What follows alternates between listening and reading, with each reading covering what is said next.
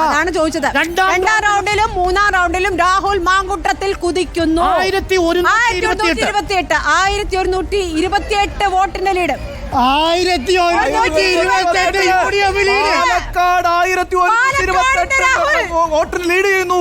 പാലക്കാടിന്റെ സ്വന്തം രാഹുൽ മാങ്കൂട്ടത്തിൽ. പാലക്കാടിന്റെ സ്വന്തം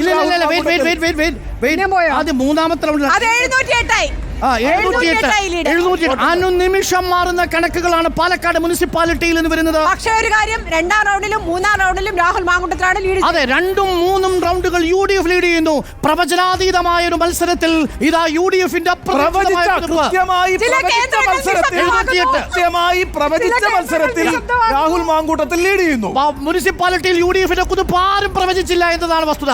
ആ UDF അപ്രതീക്ഷിതമായ, അവിശ്വസനീയമായ, ആരും പ്രെഡിക്റ്റ് ചെയ്യാത്ത ഇന്നലെ വളരെ കൃത്യമായി മീറ്റ് എടുത്ത അതിന്റെ റെക്കോർഡുണ്ട്. പാലക്കാട് മുനിസിപ്പാലിറ്റിയിൽ 497 വോട്ടിന്റെ ഭൂരിപക്ഷമാണ് സി കൃഷ്ണകുമാറിനുള്ളതെങ്കിൽ രാഹുൽ മാങ്കൂട്ടത്തിൽ ഇപ്രാവശ്യം അത് അട്ടിമറിക്കുമെന്ന് ഉണ്ണി ബാലകൃഷ്ണൻ പറഞ്ഞിട്ടുണ്ട്. 708 വോട്ടുകൾക്ക് UDFന്റെ ലീഡ്. 708 വോട്ടുകൾക്ക് UDFന്റെ ലീഡ്. UDF കേന്ദ്രങ്ങളിൽ നിന്ന് മെസ്സേജ് വരുന്നു, പാലക്കാട് 10,000 കടക്കും. 10,000 കടക്കും.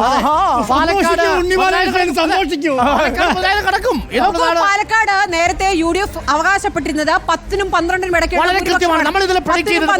ഭൂരിപക്ഷമാണ്.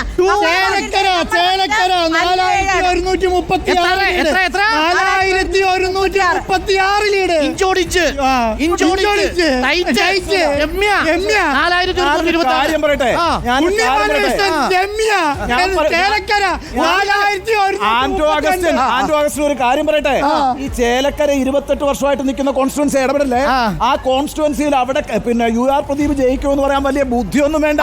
പാലക്കാട്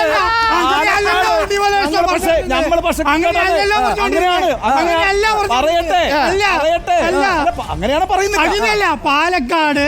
പാലക്കാട് നിങ്ങൾ പറയുന്നത് UDF ജയിക്കും.